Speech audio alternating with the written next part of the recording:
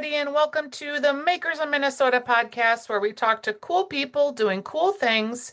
I do love the food space, and because that's sort of my day job, I run into people in the food space and think, oh, I want to hear your story. And I ended up having a conversation with Tina Rexing the other day, and she is with T. Rex Cookies. And Tina, I feel like we met a long time ago because I was a regular customer at your coffee shop that was on Yes. University Avenue.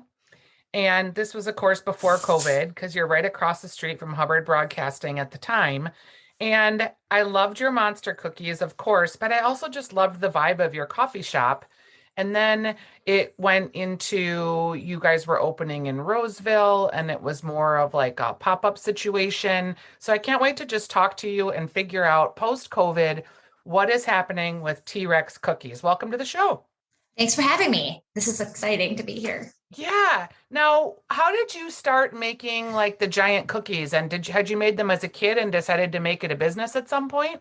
Well, no, I actually started out competing at the state fair. And so when I was in corporate, I would make cookies and baked goods and I would take them into my colleagues at work and just test out my recipes. So I was known as the baker, the competitive baker in the space. And then my colleagues would be like, why aren't you doing this for a living? And so, early 40s, midlife I want to crisis. back up one Yeah. second because this is hilarious. I never knew that about you, and I love the state fair. Did you win any ribbons? Yeah, I won ribbons for like lemon bread and, zucchini bread, cookies too. But, I'm a very competitive person by nature. And so I always need to score everything that I do. So I never do anything for fun. I can't play golf for fun. Sure.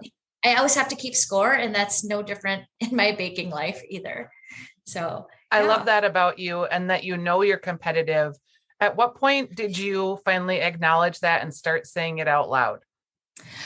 In my early 40s, I don't know if a lot of people go through this, but they start like taking a look at what am I doing as my day job and whether or not that's like sparking joy in my life. So I kind of Marie Kondoed my life and I quit my job. And then I started the cookie company in 2015. I had quit my job in 2014. So I spent 2 months kind of like reevaluating my life and figuring out what I wanted to do, much to my husband's dismay. Pretty brave. Or stupid, depending on who you're talking to. But yeah, I started the company after I wrote a business plan, and my initial plan was just to sell cookies at the Minneapolis Farmers Market. Of course, it didn't go as planned because it got bigger than I planned for, and just kind of surfed the wave of cookiness, I guess you could say. And that has brought you to where today? Get me up to speed on locations, because I am under the impression that now you're going to the packaged goods industry. Yeah. So thank you, COVID, for kind of forcing my hand and going that direction. But like you said, I did have a cafe for a couple of years right across the street on University from Hubbard, like you said. They were going to tear down, they meaning these developers were going to tear down the building. So I was going to be displaced for about a year and a half. So I had agreed to leave while they kind of figured that out. And then because COVID happened, and there's a bunch of neighborhood drama with neighbors not wanting to put high rise where that building was, that was put on hold. And I think as of now, I don't think it's going to move forward. So since I moved, I kind of moved into a space in Eagan, which is like 2 miles from my house. And I just wanted a bakery. The cafe was cool, but it taught me that I never want to run a restaurant ever again. It was just not my strength, and that it wasn't showcasing my products in terms of a cookie situation. So in 2020, I decided, you know what? Every restaurant is closed. I had a lot of wholesale accounts like the US Bank Stadium. Those were closed. I'm like, well, what's open? Grocery stores were open. So I started, it was actually literally a year ago, I started testing baking the big cookies on my customers. So I'd ask my customers to take some cookie dough home and see if they could bake them. And the rest is kind of history. Actually, it's history in the making because I'm still trying to get into a few other stores. I'm in 63 Targets right now, and I'm in all the Kowalskis and the local Hy-Vees.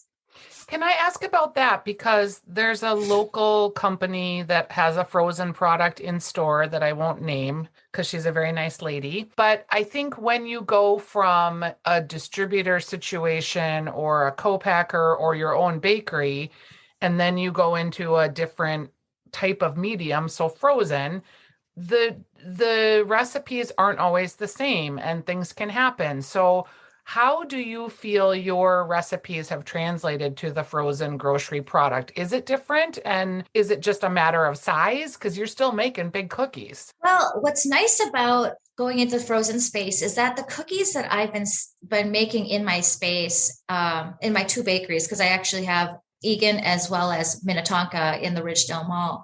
So I have those two locations. The cookie dough that we use in the maybe 80% of my dough is made by a co-packer. I call them my manufacturing partner. So it's actually the same recipe that just goes into a smaller pouch that is made for sale to customers in the grocery stores. Yeah, so it's the same. So it's the same recipe. Yeah, you've made that leap already and worked through because for a lot of people, it's not that co-packed products aren't great because obviously they are, and that's how most of us get our products. But it is a transition for the home baker or the home person who's making a product in their kitchen to get to that co-packer level so they can get into the stores. There's this tremendous amount of trust that has to happen when you scale any food business because, honestly, when I was making it by hand, one of the reasons I found the co-packer to begin with was because I was going to be featured at the Super Bowl.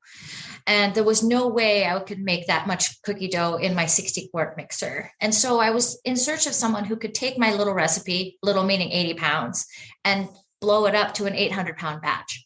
So I found this partner in Egan, Gregory's Foods, and we sat down. It was a pretty lengthy R&D process with them till we get to a point where my dough was exactly how I wanted it to. So any food company, I guess my advice for any food company is to find a really good manufacturing partner that you trust and who can scale with you, What brands are you selling in Target?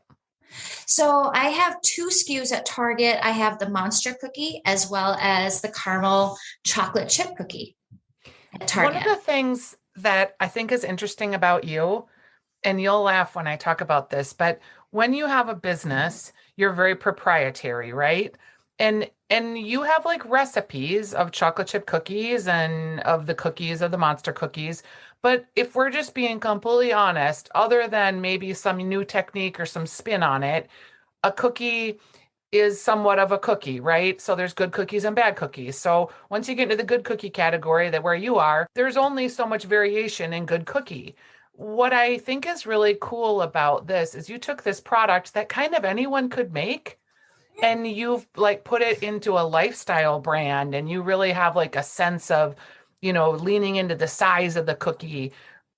In some respects, I love that because you talk about being competitive. Like no one can out cookie you, right? Because it's just a cookie. True, but at the same time, there's people in the market right now that compare my cookies to like the crumble cookies of the world, or the Sweet Marthas. And true, you can make the cookie at home, but then the size does matter. It's actually my license plate. The size matters because the larger the cookie, the different textures you get, and so there's and also 80% of my customers like an underdone cookie. And so what's funny is that the fact that you can buy them at home and bring them at home and bake them yourself, or maybe don't bake them because I know some people who just eat the half-pound dough puck. You have a little bit more control as a customer that way. But yeah, cookie is a cookie, but the techniques, even if you throw the recipe out there, that people kind of veer from the recipe. And the way people measure is different too. And so that kind of changes the recipe. Are you scooping scooping the flour? Or are you pouring it into the cup? It's totally different. Yeah. And that's as someone you're a baker, clearly, because I'm a home cook. I'm not a baker. So when I'm baking, if I run into trouble, it's because I'm not precise. I'm like, do you sweep the flour? Do you pour? And I'm just like, oh, it'll be fine. And then I end up with like something that won't rise or, sourdough problems. So That's the home baker issue. That's not funny part is I cannot bake bread to save my life or make pies. So I say I'm a baker, but I'm very specific. There's only certain things I'm really good at making, and that's pretty much cookies. I can figure those out. But if you ask me to make a loaf of bread, no way, I can't do it. Yeah. I don't have the patience for it. Skill set, right? Yeah, totally. So when you think about getting into a Target, like everybody has this moment like, oh, I'm in Target. And what I think people don't really realize is that's just a license to sell to a Target. So how have you like knocked down the door of 65 Target store managers? No, it's a little bit different in my category. I did listen to your episode with K Mama. Yeah. And so some Targets, depending on your product, will allow you to go in and say, okay, I'm just in 1 or 2 Targets. But because my product is in the frozen section, there's very little space in the freezers. So you have to go through central buying, and connect with a buyer at Target and kind of pitch your idea to them. I had a little bit of help because I worked at Target. So I spent 7 years at Target in IT, but I was pretty good about networking and keeping names of people. So I could learn the techniques in terms of what buyers care about. So there's a pitch that has to happen with the buyer. And then going back and forth with them, are you willing to spend money on promotions? Are you willing to spend money on Target Circle? You have to be willing to push your product so it sells, because they always say in the grocery store space, it's easy to get in, easy, quote unquote, easy to get in, but it's hard to stay, because the moment your product isn't moving, you're going to get canceled as a product. And so you always have to like tell the buyers that I'm going to take the time, I'm going to take the money to spend to make sure that this product moves off your shelves. Yeah. And a lot of people are afraid to do that, I think, because it's bootstrapping, right? You're an entrepreneur and you've funded your entire business yourself, haven't you? I have, which is totally scary. But at the same time, people ask me, are you taking on investors? Are you looking at venture capital money? No, not yet. I'm not saying no forever, but at the same time, there's something really, I get really proud when I say, yes, I've gotten to where I'm at without asking for a lot of money outside of me and my family. I really admire that. And I know some people might be listening and thinking, well, without that capital infusion, it could be holding her back. I really admire that because we bootstrapped our business and it almost cost us our marriage. It almost cost us a house at one point. Like, it was not easy. We were pushed to the brink many times, but there was such an immense satisfaction knowing that we were employing people, that we could make our own decisions, that when we sold the company and we signed on the dotted line, like that money went to us. I mean, we had earned it, really legit earned it on paper and in our bank accounts. It was great. But what's important to know about the T-Rex brand is that I have 2 retail locations as well as wholesale, as well as the CPG grocery side. So when I did my stint on Shark Tank and I had a conversation with Mr. Wonderful, his feedback was, your business is all over the place. And, before COVID, yes, that's a problem. But because of COVID and the fact that I was, as I call it, diversified, it helps the cash flow. So one thing people should know if they're thinking about going into a grocery space or any space where you have to wait for someone to pay you, the Targets of the world, Hy-Vees of the world, not so much Kowalski's, but we say net 30, net 45. You're waiting 30 to 45 days for that check to come. And so you're really worried about cash flow. I can bootstrap that because I have income coming in from the retail sides. Yep. So it's helpful to have different streams of income, especially if you're wanting to go into a space like that. And you have a lot of money tied up in inventory. Oh, it's painful. lot of money tied up everywhere. But when I mentor small businesses, I always they have to know all their expenses and how much stuff costs. Because if you don't know what your margins are and you start setting out prices that cause you to lose money, that's a problem. So down to the very, chocolate chip and to the bag that you're buying to put the cookie dough in, that has to be factored into your costs as well as paying yourself. Yes. Do you still mentor small businesses? I do. I do. I mentor a lot. I also get a lot of ask holes. I don't know if you know what those are, where they ask your opinion. You give them time and they end up doing whatever they want to anyway. A lot of those, but at the same time, it's fun to like relive my starts by talking to other small businesses. Why do you do it? I think because when I started, I didn't have a lot of mentors to help me.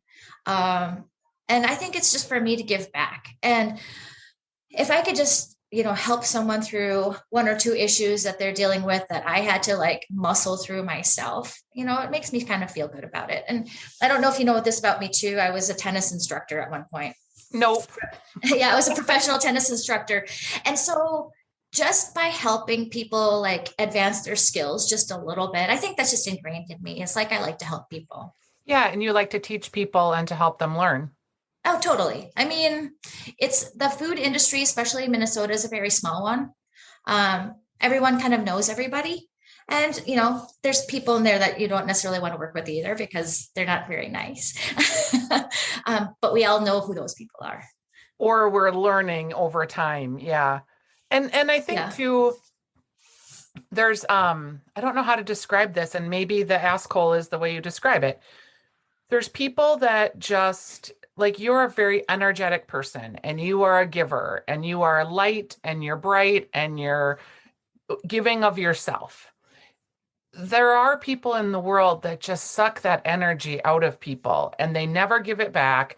And you spend time with them and you just go away from every exchange feeling emotionally drained. Yeah, and it's like you have friends like that, right? You have like you have your useful friends and you have your friends that are like a complete energy suck. And yeah, those people are out there. And I think for me, as I've gotten older, I have to be more protective of my energy and what I'm spending it on, because I'm not in that rat race like I was, so like just running 55,000 miles an hour like I did in my 20s and my 30s and my 40s. And I'm still running faster than probably most people because I'm a pretty high energy person. But I have to protect my energy and my brain and my creativity too, because you can meet people that just suck it out of you and never fill you back up. Exactly. But, if you know that you could help a couple people and just give them a couple pieces of advice that can help them get to that next place, and watching them succeed actually makes me feel really good. So I try to get some energy that way too. Sure. Yeah. So when you think about, you have the 2 cafes, you have the CPG side of the business, plus, running a business. So just managing a P&L and innovation and employees. How do you structure your day? I don't sleep much. And I'm learning, I actually spoke to a clinical psychologist the other day saying that it's not a superpower to say that you sleep 4 hours a day. Unless you're Martha Stewart. Exactly. So I structure my day by making sure I have like a workout scheduled somewhere in that day. Interesting. Like today, I think after our conversation, I'm going to go lift weights, but it doesn't have to be like 2 or 3 hours, just 45 minutes to an hour of your time, just to like energize yourself physically is super helpful.